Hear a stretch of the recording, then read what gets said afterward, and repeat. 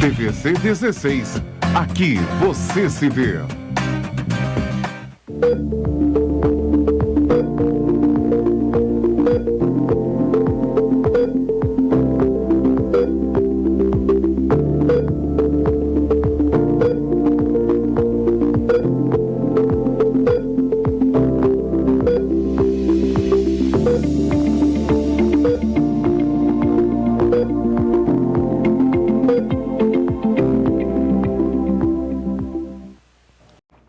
E hoje trouxemos um especialista, cirurgião de joelho, um ortopedista, que vamos iniciar nossa entrevista com ele.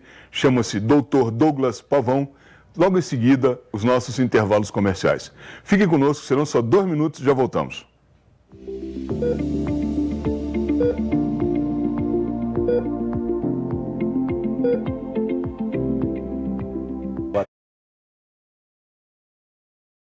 Inicialmente, que o senhor se apresentasse aos nossos telespectadores e falasse um pouquinho a respeito do senhor e da sua especialidade. Sim.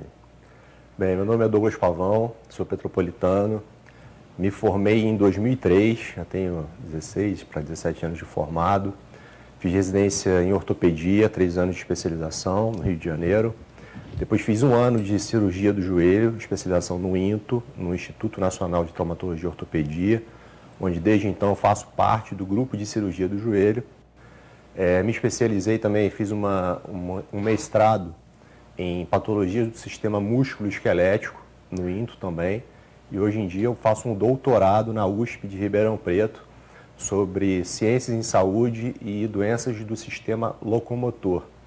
Além disso, eu tive 3 grandes oportunidades na minha carreira que acrescentaram muito na minha formação e no profissional que hoje eu sou. Em 2016, eu tive a oportunidade de fazer um estágio, chamam Fellow, em Lyon, na França, que é um dos centros mais renomados da Europa em cirurgia do joelho. E em 2017, eu tive a oportunidade de também fazer uma visita num centro que faz parte da referência em atendimentos da FIFA. E nos Estados Unidos, em 2018, também no centro de referência de tratamentos de pacientes do grupo de atletas olímpicos dos Estados Unidos. Bem, esse sou eu. Muito. A gente pode dividir as doenças ortopédicas em 3 grandes grupos. Doenças congênitas, aquelas que as pessoas já nascem com elas, as malformações, as doenças que o indivíduo já nasce ou ela surge ao longo da fase de desenvolvimento do ser humano antes que o esqueleto esteja completo. Algumas doenças se manifestam em idades mais tardias, não especificamente no nascimento. As doenças traumáticas, que a gente tem os diversos tipos de trauma, né? As fraturas, as contusões, as luxações. Importante até diferenciar um pouquinho, abrindo um parênteses, entre contusão e luxação, que as pessoas às vezes confundem um pouquinho. Né? Contusão é quando você tem um trauma, uma pancada, e aí você está com aquele tecido contundido, ele teve uma agressão no tecido. Luxação é quando 2 ossos que se articulam, eles perdem essa articulação normal, então é muito mais grave. Uma luxação de cotovelo, por exemplo, o cotovelo ele desencaixa, ele sai da dobradiça normal. Diferente de você bateu o cotovelo e teve uma contusão, ficou dolorido. Então, assim, isso é um termo que às vezes os leigos confundem um pouquinho. E além das lesões, então, congênitas e traumáticas, a gente tem as lesões degenerativas, que, assim, no meu consultório, divide, assim, pau a pau com doenças degenerativas e doenças traumáticas. Degenerativas são aquelas doenças que acontecem com o envelhecimento. Conforme a gente vai envelhecendo, o nosso corpo ele vai se deteriorando, ele vai se desgastando, a nossa capacidade de recuperação, aqueles tecidos que se renovavam com uma velocidade grande, eles começam a perder essa capacidade de renovação do tecido. Então a gente vê que a nossa pele perde aquele vigor, aquela elasticidade, os cabelos perdem a vitalidade, ficam mais quebradiços. As nossas articulações a mesma coisa, nossos ossos, em nossas articulações, onde o osso trabalha com o outro, onde a gente tem movimento nas mãos, nos joelhos, nos quadris, nos cotovelos, nossas articulações são revestidas por cartilagem, um tecido vivo que se renova o tempo todo. Conforme a gente vai envelhecendo, os radicais livres, que são tão falados, a gente usa antioxidantes para evitação dos radicais livres, que são produtos do nosso metabolismo. Conforme a gente vive, Nosso corpo, a máquina do nosso corpo produz como se fosse aqueles metabólitos ruins que são resultado, como se fosse a poluição que o carro gera quando ele queima o combustível. Então, nosso corpo ele gera essa poluição interna. Isso vai se acumulando nos nossos tecidos e vai alterando, inclusive, o nosso DNA. Então, nossas células vão perdendo a capacidade de multiplicação, de diferenciação e aqueles estímulos. Nossas células, nosso corpo ele funciona com base de sinalizadores. Então, os sinalizadores que antes sinalizavam que a célula deveria se multiplicar, deveria se diferenciar em novas células de cartilagem, por exemplo, elas têm uma informação que elas devem morrer. Então, nosso tecido começa, aquela cartilagem que era vigorosa, que era espessa, ela começa a ficar mais fininha, começa a ficar mais friável, e daqui a pouco ela deixa de proteger o osso, onde não deveria existir atrito, passa a haver. O líquido sinovial que lubrifica nossas articulações, por exemplo, nossas articulações são banhadas por um óleo, assim como o óleo de um motor, que mesmo tendo óleo, se ele não tiver a viscosidade correta, ele não consegue lubrificar o motor, a gente tem que trocar aquele óleo. Nossas articulações também, esse líquido sinovial, ele vai perdendo as propriedades viscoelásticas ideais.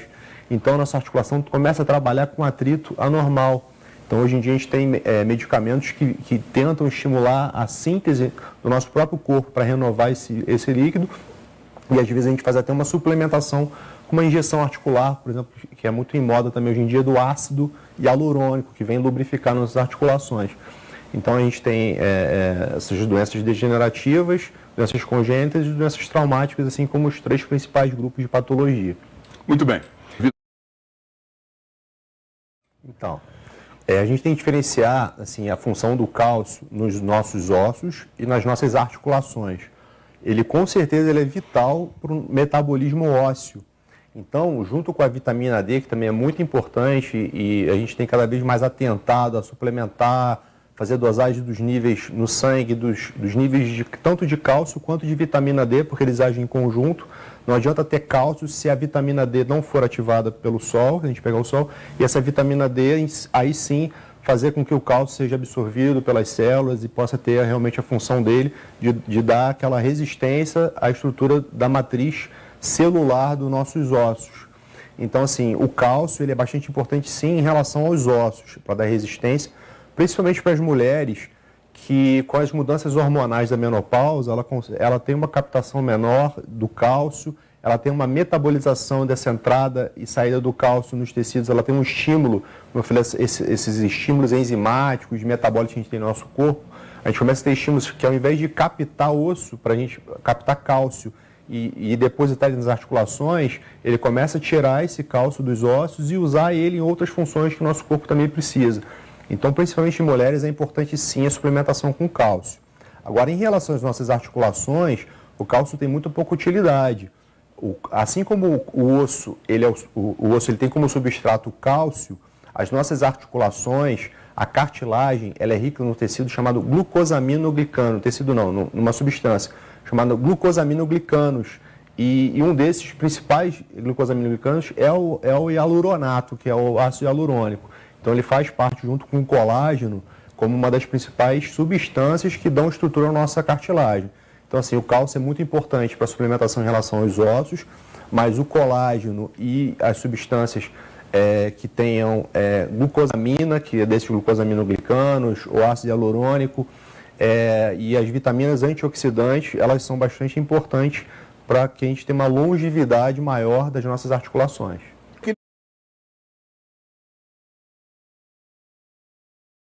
Tudo bem. Bem, em relação às infiltrações que se faziam no passado, muito comum os jogadores de futebol, tinha uma lesão, se infiltravam um anti-inflamatório, faziam um coquetel lá, injetava no joelho dele, voltava a jogar, daqui a 5 anos o joelho dele estava destruído e ele não fazia mais nada com a articulação dele. As pessoas confundem infiltração com viscosuplementação, que não deixa de ser um tipo de infiltração, porque é infiltrado na articulação, mas é bem diferente do que a infiltração que a gente conhecia antigamente. Então, a viscosuplementação ela é feita com uma substância chamada ácido hialurônico. Ácido hialurônico mesmo que é utilizado, como você falou, para a questão do embelezamento. Só que assim como eu falei, eu gosto de falar um pouquinho de carro, essas analogias, porque meu pai trabalha no ramo de autopeça e tudo, então eu cresci nesse meio e acho que ajuda bastante os pacientes a entenderem. Então, assim, é como se fosse um óleo de motor. Cada motor, cada lugar tem um óleo. uma graxa não deixa de ser uma substância oleosa, mas ela tem uma viscosidade, uma aplicabilidade diferente de um óleo de cozinha, por exemplo. Todos eles são substâncias oleosas. Então, o peso molecular, a estrutura do ácido hialurônico que é utilizado para embelezamento é um pouco diferente do que a gente usa nas nossas articulações. Existe ácido hialurônico de alto peso, baixo peso, de peso molecular intermediário. Então, isso varia bastante. O ideal para o joelho seria o ácido hialurônico de alto peso molecular. E a dose que a gente usa normalmente são 6 ml de ácido hialurônico. Esse hialurônico ele tem uma meia-vida. Quando a gente injeta ele na articulação, ele vai ficar agindo ali e vai sendo metabolizado pela nossa articulação. O tempo médio que esse ácido hialurônico leva para poder desaparecer esse ácido hialurônico exógeno, se algo que não foi produzido pelo nosso corpo, que ele seja reabsorvido, leva mais ou menos 6 meses. Os benefícios que o paciente pode ter podem ser de 6 meses, podem ser de 1 ano, 2 anos, ou pode ser nenhum. Então, assim, não é garantido que vai injetar um ácido hialurônico e vai ter um efeito. E as principais indicações são graus de osteoartrose mais leves, onde ainda existe cartilagem viável, então você vai gerar um estímulo químico e vai para que aquela articulação, que aquele tecido de cartilagem volte a se renovar, você vai ter um estímulo mecânico protegendo do atrito aquela articulação que está desgastada. Então, assim, uma coisa é você pegar um indivíduo com artrose inicial, ele tem um grande prognóstico de evoluir bem e de nunca mais precisar, talvez, de uma infiltração. Diferente de, às vezes, pacientes já com graus avançados de artrose, que teriam, inclusive, indicação de cirurgia, de artroplastia, mas que, por diversos motivos, o paciente não deseja ou não pode. Às vezes, o paciente tem um problema cardiovascular que impede um procedimento cirúrgico maior, ou o paciente tem medo de cirurgia, ou pelo trabalho que não permite, o que quer que seja. Então, ele é uma alternativa também nesses casos, com as chances, a expectativa de uma melhora de cura, com certeza menores do que na indicação clássica, que são os graus mais leves de artrose, onde ele é mais bem aplicado. Importante também salientar que a nossa articulação, como todos os nossos tecidos, eles trabalham em conjunto com outros órgãos, com outros tecidos. Então, por exemplo, quando a gente pensa no joelho, a gente não vai simplesmente, você tem artrose e vai tratar com ácido hialurônico. Não, esse é um dos tratamentos. A gente vai fazer medicações por via oral, que vão dar os substratos para que o nosso próprio tecido de cartilagem viável continue a se renovar, continue a produzir tecido cartilaginoso. A gente vai trabalhar os desequilíbrios musculares. Quando a pessoa tem artrose, ela começa a ter dor, ela começa a ter uma marcha alterada, ela começa a pisar diferente, ela sobrecarrega o quadril, ela sobrecarrega a coluna, ela sobrecarrega o tornozelo. Então a gente tem que identificar essas patologias, se o paciente está com uma boa mobilidade do tornozelo, se ele está com encurtamento no quadril, se ele tem um encurtamento muscular, se ele tem déficit de força. Conforme a gente vai tendo dor, a gente deixa de usar aquele membro e aí a musculatura atrofia. Então a gente tem que trabalhar isso tudo, fortalecer, alongar, identificar as outras articulações coadjuvantes que possam ter algum problema também, que às vezes estão influenciando. É absurdamente comum, assim, a quantidade de pacientes que chegam às vezes no consultório com queixa de dor no joelho. Você examina o joelho dele, ele não tem absolutamente nada no joelho. Quando você vê se ele tem uma doença grave no quadril, mas que ele praticamente não sente dor no quadril. O quadril, ele cria um mecanismo de proteção, que ele perdeu a mobilidade, já não tem tanta dor assim quando ele mexe no quadril, mas ele acaba sobrecarregando o joelho, ou a própria doença do quadril, por ter uma inervação, que o nervo obturador ele passa pelo quadril e vai até o joelho, ele pode ter uma dor referida no joelho. Então a gente tem que ter cuidado com dores referidas de coluna. Às vezes o paciente tem uma hérnia de disco e tem dor no joelho, dor na perna. Então, assim, tudo isso, a gente tem que ver o corpo como um todo. O cirurgião de joelho não olha o joelho como um joelho, a gente olha o joelho como parte de um todo, como parte de um paciente que tem uma vida, que tem uma família, que tem um trabalho, que às vezes não pode deixar de operar. Então a gente tem que levar tudo isso em consideração. Normalmente essas infiltrações são feitas em regime ambulatorial. Até saiu uma normativa, uma publicação esse ano de normas, vários médicos especialistas de diversas áreas do país fizeram um consenso sobre a viscosuplementação. Então, assim, articulações mais superficiais, como do joelho, a gente tem muito fácil acesso, a gente consegue fazer uma boa asepsia, o risco de complicações é bastante baixo, a gente faz no consultório. Articulações mais profundas, como por exemplo o quadril, como é uma articulação de mais difícil acesso, o ideal é que seja guiado por ultrassom e é um pouco mais doloroso, então o ideal seria que fosse feito no ambiente cirúrgico, o paciente anestesiado. Mas em relação ao joelho não é necessário não. Muito bem. desgastes do quadril.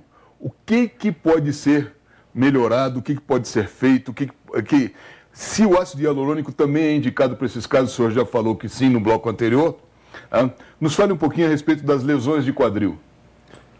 Bom, apesar de não ser a minha área específica de atuação, a gente como ortopedista com certeza entende um pouquinho desses problemas também e acaba, muitas das vezes, como eu falei, às vezes um problema no quadril se reflete numa patologia no joelho. Em relação ao ácido hialurônico, dependendo do grau de lesão de comprometimento da cartilagem, tem sim indicação de fazer a injeção de ácido hialurônico, porém é uma articulação bastante profunda. Então, também, como eu já havia dito, o ideal é que seja guiada por ultrassom para que você possa realmente ter certeza que você está injetando no lugar correto. É muito importante ressaltar em relação ao quadril, que era uma articulação que é envolvida por diversos grupos musculares. A gente tem grupos musculares dos rotadores do quadril, externo, interno. É muito comum a gente ter desequilíbrios de forças, principalmente dos músculos abdutores que abrem a perna, dos adutores que fecham a perna dos quadris.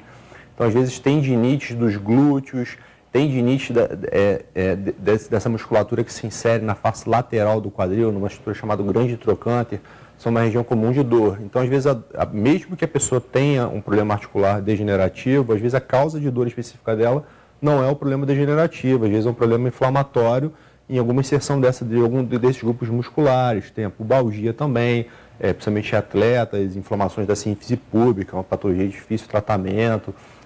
Tem que fazer bastante fisioterapia, mas às vezes as infiltrações, não para articulação especificamente, mas infiltrações nas inserções de tendões, podem dar alívio de dor e permitir que o paciente melhore a mobilidade, com isso ter uma resposta melhor à fisioterapia, as medidas de alongamento, de fortalecimento muscular. Mas em vias de fato, assim, em lesões graves de fato da articulação, em que não exista mais espaço articular, e clinicamente a gente observa que normalmente os pacientes, o primeiro sinal que eles perdem é a rotação interna do quadril, não consegue rodar a perna para fora. E quando ele dobra o joelho, automaticamente a perna dele roda para fora, e não roda para dentro. Nesses casos, tem indicado a substituição da articulação por uma prótese de quadril, no caso. Muito bem. Seria a bolsa de água quente ou a bolsa com gelo? Porque isso é uma dúvida. Não, o senhor sabe que isso é uma dúvida de muita gente, inclusive minha. Sim. Sabe? Realmente essa é uma dúvida que muitos pacientes têm e perguntam para a gente realmente no consultório. A gente pode resumir assim: no trauma, na fase aguda, ou no trauma, né, uma lesão traumática, ou um processo inflamatório agudo, uma tendinite, um movimento repetitivo que você fez, uma atividade física que te deixou com dor, alguma coisa que causou uma dor, de um momento para o outro, você estava bem, de uma hora para outra começou a ter algum determinado problema, um problema agudo, o gelo é o mais bem indicado. Por quê? O gelo ele vai esfriar o processo inflamatório. Quando a gente tem uma agressão, são liberadas diversas enzimas que ajudam a reparar o tecido, mas eles são mediadores de dor também. Então, quando a gente coloca o gelo, a gente consegue esfriar esse processo inflamatório, diminui essa vasodilatação. Quando a gente tem um processo de inflamação por trauma ou por movimento repetitivo que seja, nossos vasos dilatam para que nosso corpo tenha um potencial de defesa naquele momento. Só que essa dilatação dos tecidos fazem com que esses mediadores extravasem do vaso. Isso causa dor, como por exemplo quando a gente está com dor de garganta, a gente tem dificuldade de engolir, fica quente, o tecido fica inchado. Então o gelo tem uma ótima indicação nesse momento agudo. A gente coloca gelo, esfria o processo inflamatório nos primeiros 1, 2, 3 dias. A partir daí, que aquele processo inflamatório inicial já foi esfriado, digamos assim, a gente fica com o tecido ainda fragilizado. Nesse momento, a gente quer que aquelas substâncias tóxicas do metabolismo de defesa celular sejam reabsorvidos. Então, nesse momento, é importante a gente dilatar os vasos. A gente usa o calor para que a gente consiga ter uma melhor chegada tanto das células de defesa, que vão reabsorver aquele tecido que está danificado, quanto de tirar aqueles mediadores inflamatórios do local. Então, o calor nas lesões mais crônicas e o gelo na fase mais aguda. Ótimo. Isso é realmente um tema bastante discutido e causa de dúvida de vários pacientes. A primeira coisa que eu queria diferenciar são antibióticos de anti-inflamatórios. Sim. Antibióticos são aquelas substâncias que a gente usa quando a gente tem uma infecção, quando a gente tem, por exemplo, pus, aquele tecido está sendo agredido por um germe, por uma bactéria, por exemplo, uma infecção do trato urinário, uma cistite, uma infecção de garganta, a gente usa um antibiótico, uma amoxicilina, uma infecção articular, a gente usa um antibiótico, a gente lava a articulação. Então, antibióticos são para tratar infecção, tem um germe causando uma agressão e a gente vai usar um antibio, antivida, uma vida que é estranha a gente, que de alguma forma também tem os seus efeitos colaterais. Por quê? Porque o nosso corpo é habitado por bios, por outros seres que nos povoam e que ajudam, colaboram com o bom funcionamento do nosso organismo. Por exemplo, nosso intestino, ele é habitado por uma flora de bactérias intestinais, que são importantes para a nossa digestão. E quando a gente usa, por exemplo, um antibiótico para tratar uma infecção qualquer que seja, essa flora intestinal ela é comprometida. Os pacientes costumam ter diarreia, têm dificuldade de absorção de alimentos. Então, assim, os antibióticos, eles têm essa função de atacar germes que estão nos causando mal, mas, sim, eles podem ser, alguns antibióticos são nefrotóxicos, são tóxicos aos nossos rins, outros são hepatotóxicos, tóxicos ao nosso fígado. Então, assim, cada um dos antibióticos tem os seus benefícios e malefícios. Mas, assim, em relação à ortopedia, não é muito comum infecções do sistema musculoesquelético, principalmente em indivíduos saudáveis, mas comuns em pós-operatórios, quando a gente tem algum corpo estranho ou uma agressão da cirurgia que predispõe a uma infecção. Aí sim a gente tem que tratar com antibiótico. Mas o que é mais comum no meio ortopédico realmente é o uso de anti-inflamatórios. Quando a gente tem uma inflamação, que pode ser também por uma infecção, é claro, mas normalmente são por doenças do sistema musculoesquelético. Uma inflamação por um trauma, por uma agressão muscular, uma atividade física que a gente fez em excesso, inflamou o músculo, por um movimento repetitivo que a gente faz, são as lesões de esforço repetitivo no trabalho, as LERs, doenças ocupacionais. Então, isso causa inflamação dos nossos tecidos e sim, nós utilizamos os anti-inflamatórios sempre pelo menor tempo possível, porque eles têm sim seus efeitos colaterais. Os anti-inflamatórios, eles inibem vias de substâncias chamadas prostaglandinas. Só que as mesmas vias de prostaglandinas, por exemplo, que eles inibem para que a gente não tenha dor, para que diminua aquela inflamação, ele inibe também a produção do muco que protege o nosso estômago. Então, por isso é muito comum a gente ter gastrite, dor de estômago quando toma um anti-inflamatório. Os anti-inflamatórios, eles atacam os nossos rins, eles danificam as células que filtram o nosso sangue. Então, a gente pode ter um acúmulo de líquido no nosso organismo, isso sobrecarregar o nosso sistema vascular, causar problemas de hipertensão arterial e, com isso, o risco de doenças cardiovasculares também. Então, a gente tem que ter cuidado, pacientes cardiopatas, pacientes anticoagulados, porque os anticoagulantes, o paciente tem uma predisposição maior de sangramento e o anti-inflamatório ele predispõe a sangramentos. Então, assim, tem vários efeitos colaterais em relação aos anti-inflamatórios. Em relação também, assim, muito comum em atletas, às vezes o paciente é viciado em anti-inflamatório, malha, ou treina, é corredor, e aí fica com aquela lesão muscular e o anti-inflamatório. É importante a gente salientar que as mesmas vias também que o anti-inflamatório inibindo dor e inflamação, são vias, por exemplo, de síntese de proteínas. O nosso músculo, quando a gente faz uma atividade física, nossos músculos são lesionados. E o reparo desse tecido lesionado é que faz com que a gente hipertrofie, que as células cresçam e se tornem mais resistentes para uma próxima agressão. É assim que funciona a academia. A gente lesa o tecido, esse estímulo informa para a gente que o nosso tecido precisa ser mais forte. Então ele hipertrofia, ele se torna mais resistente. Se a gente usa anti-inflamatório, a gente inibe essas vias de produção de síntese proteica e o músculo não cresce. Então, assim, para os praticantes de atividade física, os marombeiros aí, ficar tomando anti-inflamatório a revelia, assim, de uso por sua própria vontade, não é legal para o seu ganho muscular. Além de ter todos esses malefícios que a gente acabou de falar. Então, a gente tem que usar por curtos períodos de tempo. Falando também de inflamatórios e para as doenças degenerativas crônicas, o paciente tem uma lesão articular no joelho, tem uma artrose do joelho, do quadril, do ombro, da coluna, o que quer que seja. Ele não pode ficar fazendo anti-inflamatórios de uso indiscriminado. Com certeza o paciente toma lá um Dorflex, um Tandelax, um Dipirona, um Cataflan, que as pessoas costumam tomar, melhora a dor naquele momento e fica bem. Mas se você usa isso repetidamente, você vai aumentando cada vez mais e você tem os efeitos adversos da medicação. Então existem medicamentos mais seguros, medicamentos normalmente fitoterápicos, que conseguem inibir essas prostaglandinas. essas enzimas que causam inflamação e dor, mas de forma mais lenta. A gente tem somos condroprotetores, a gente usa, por exemplo, diacereína, usa o arpagófiton, que é a garra do diabo.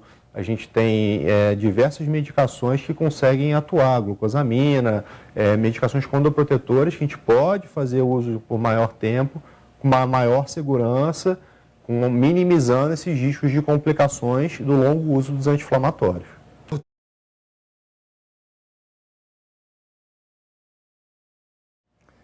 Eu acho que a palavra-chave é exatamente essa que você falou, equilíbrio, né? Às vezes a gente quer sempre ir um pouco além e precisa de fato ir um pouquinho além.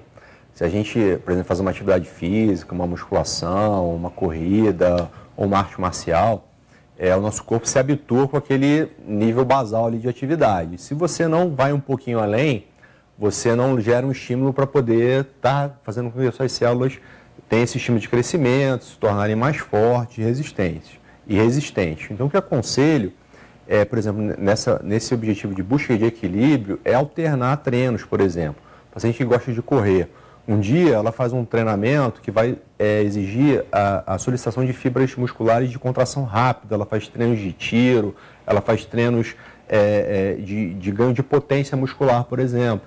Outros dias ela faz um treino mais de resistência muscular, faz um treino numa velocidade mais lenta, num ritmo mais cadenciado, um treino mais longo. Um dia ela faz um treino bem leve, só de recuperação. Alternar trabalhos de fortalecimento muscular para grupos musculares específicos relacionados com aquele esporte que ela está praticando, Deixa eu interromper, por exemplo. Mas existe algum mecanismo de proteção? Sim. Sim. Sim. Por exemplo, nossos joelhos, que é a minha área de atuação. Nossos joelhos, eles, para que tenham uma boa biomecânica, eles dependem muito da função do quadril. Então, a gente precisa principalmente fortalecer a musculatura abdutora, músculos que abrem o nosso quadril. Então, existem aparelhos específicos na academia que a gente pode fazer de abdução dos quadris. E muito importante nas atividades físicas, por exemplo, relacionado aos joelhos, fortalecimento de glúteos também. Principalmente os homens não gostam de malhar glúteo, tem preconceito, mas o glúteo é importante na mecânica e sustentação, nivelamento, alinhamento dos nossos membros. É importante trabalhar, claro, a musculatura do quadríceps, que é mais diretamente ligada à parte do joelho. E é muito importante, está cada vez mais em moda, fortalecer o core. Core vem do inglês de core de centro. A musculatura perivertebral, a musculatura do nosso dorso, os perivertebrais que sustentam a nossa coluna, e a musculatura abdominal profunda, a musculatura dos oblíquos, reto abdominal. Então, exercícios de resistência, chamados exercícios de pranchinha, de frente, de lado, exercício de abdominal, exercício de fortalecimento de posterior do dorso, alongar principalmente a parte posterior da musculatura que se chama isquiotibial. Isquio é aquela região que a gente tem na nossa bacia mais posterior, e a tíbia é na nossa parte posterior do joelho. Então, esses músculos posteriores da coxa, eles quando encurtados, eles modificam a nossa postura da nossa bacia, da nossa coluna, do alinhamento do nosso corpo como um todo. Então, para que o nosso corpo funcione, ele tem que estar bem alinhado. É como se fosse um carro também.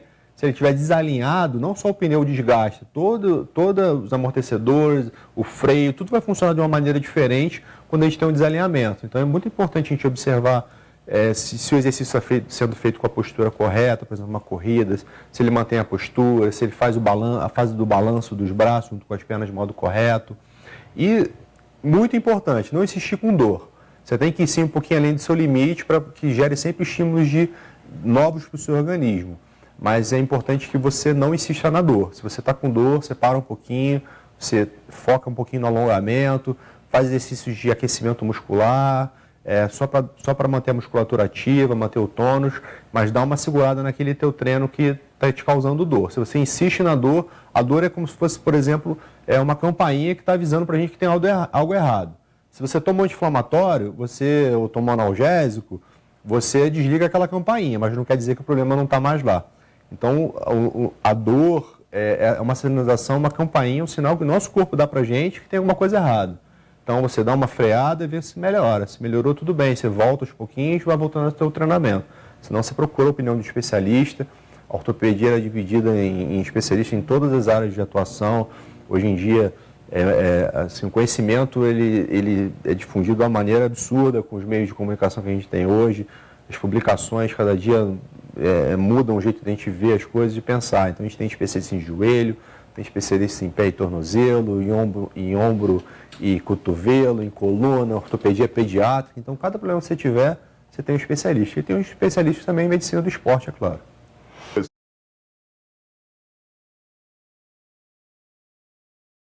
Conviverem melhor com a dor na coluna. A queixa de dores na coluna é uma das queixas mais comuns no consultório de ortopedia.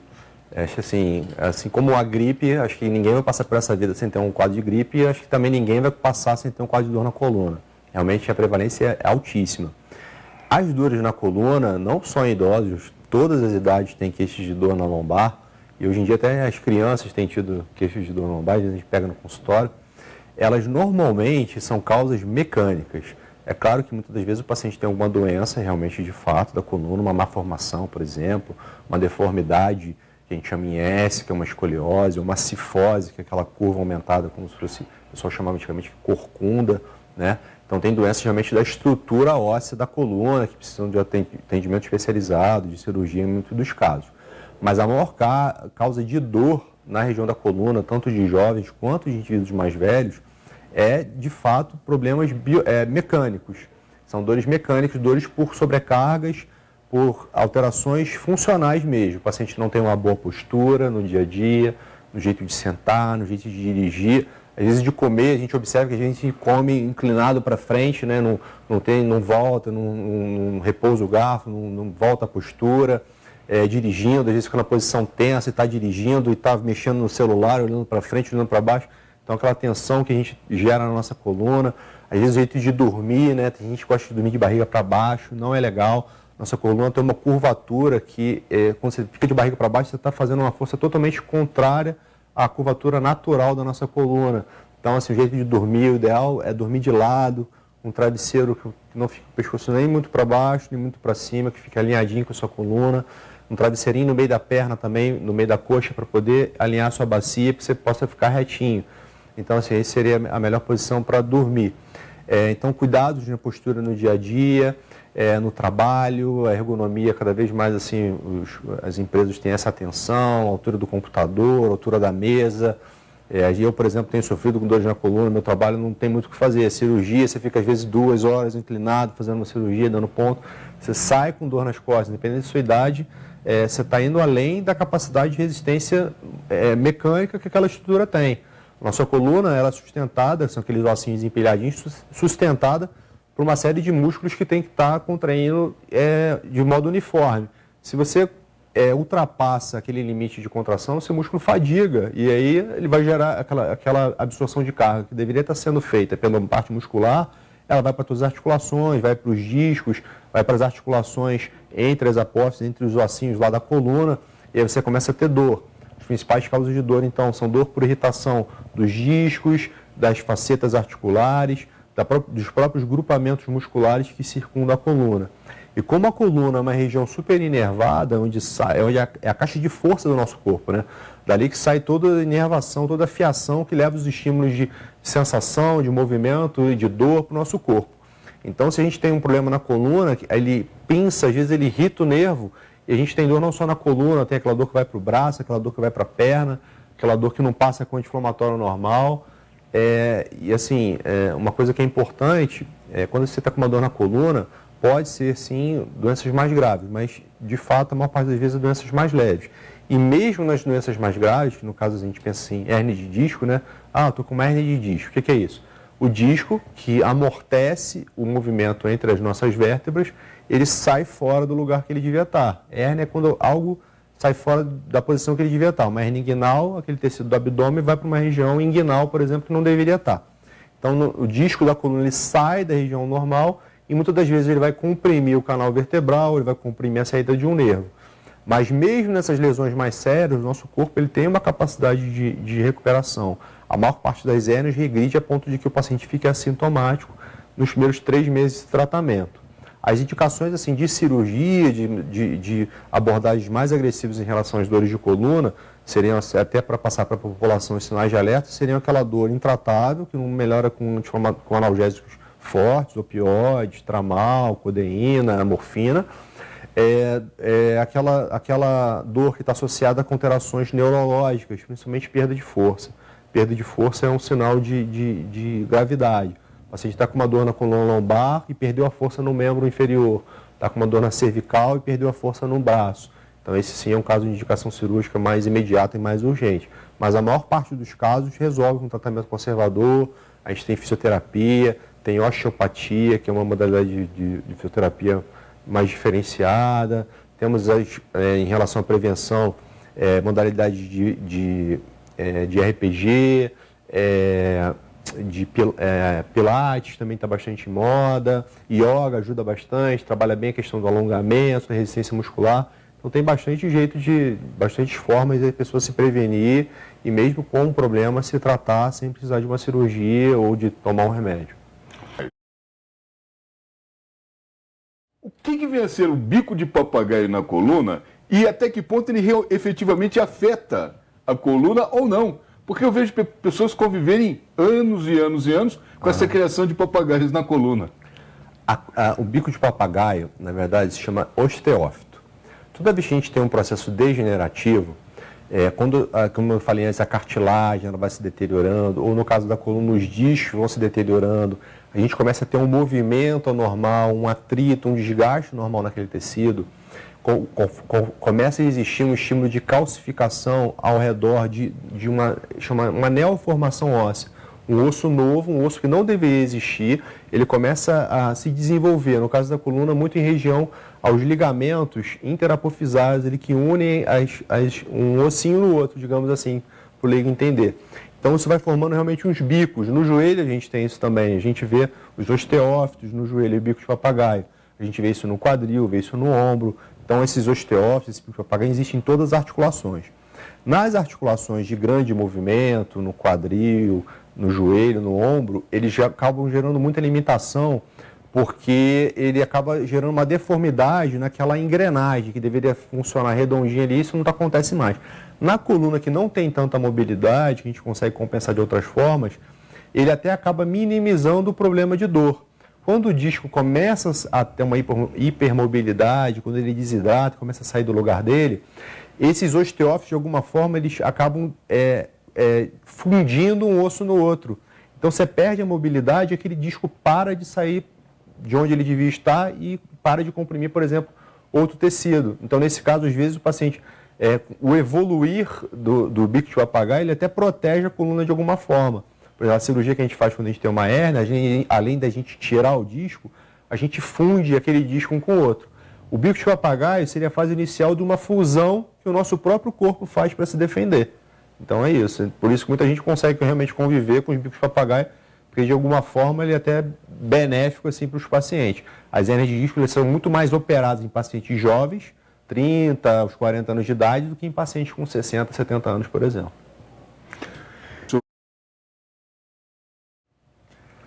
Bem, acho que é importante se movimentar, né? Tanto jovem quanto idoso, né? Às vezes tem paciente que chega no consultório, pô, doutor, eu não fazia nada, eu tinha dor, agora eu faço isso e continuo tendo dor. Realmente, o nosso corpo não fazendo nada é ruim, nosso corpo precisa de movimento, nossos músculos precisam estar ativos, a nossa parte muscular é um amortecedor das nossas articulações. Então, se você corre, se você fizer uma atividade física, seus músculos fortes e alongados, eles vão proteger e vão dar uma vida longa à sua articulação. Agora, também, se você faz demais também, se você não respeita aquele sinal que o teu corpo está te dando, daquela dor.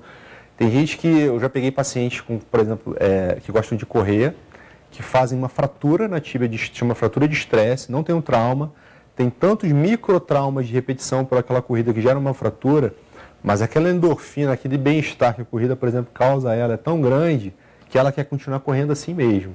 Então, assim, respeite o seu organismo. Eu sou praticante de atividade física, sou faixa preta de jiu-jitsu, faço academia, faço musculação, pedalo, gosto de correr. Vira e mexe, a gente está lidando com alguma dor em alguma parte do corpo. Eu, por exemplo, nesse momento, estou com uma hérnia de disco cervical. Não posso treinar jiu-jitsu, estou à beira de precisar realmente de uma cirurgia. Eu vou malhar, eu vou malhar assim, com pouco peso, né?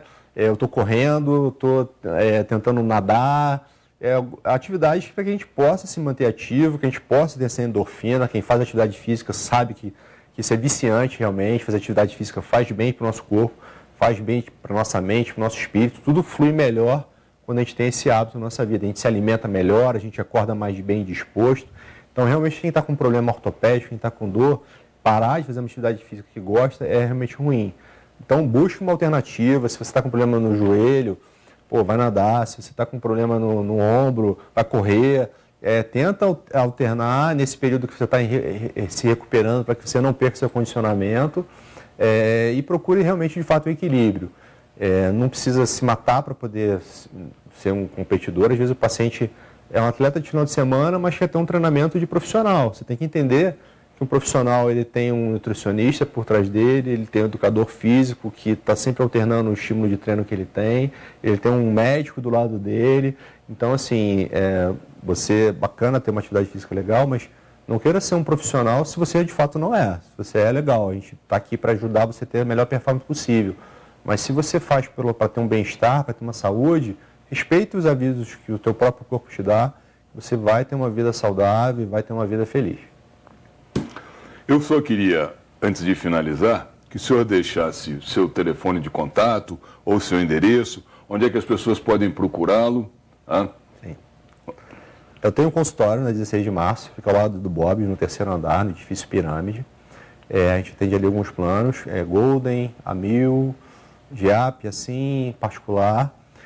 Atendo no Hospital Beneficência Portuguesa, no SMH, já desde que me formei também, uns 16 anos.